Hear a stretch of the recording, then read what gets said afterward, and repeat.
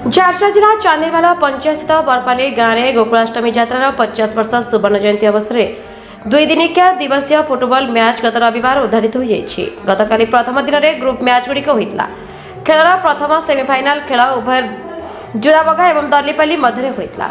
Tiebreaker में 4-3 गोल जुराबगा team विजय लाभ कर प्रथम टीम भाव फाइनाल को स्थान अधिकार कर।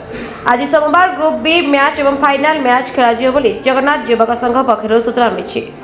संघर सभापति सभा हेमंत बगार सभापतित्व में अनुष्ठित कार्यक्रम में ओडिशार उपमुख्यमंत्री कनकवर्धन सिंहदेव, मुख्य अतिथि ब्रजराजनगर विधायक तथा राजस्व एवं विपर्यय परिचालन मंत्री सुरेश पुजारी सम्मानित अतिथि भाव जोग देते।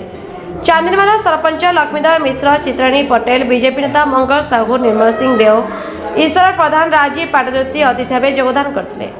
टार्जन विश्वाल मैच कमिशनर थिबा बेले अरुण मिर्धा, क्षीरोद गडिया, अनुज डीजी, पद्मलोचन भुईसा खेल परिचालन करते। धारा विवरणी हेमंत धुरुआ प्रदान करते।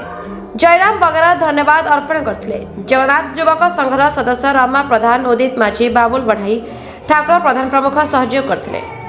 Bureau report the Republic Odisha 24 news.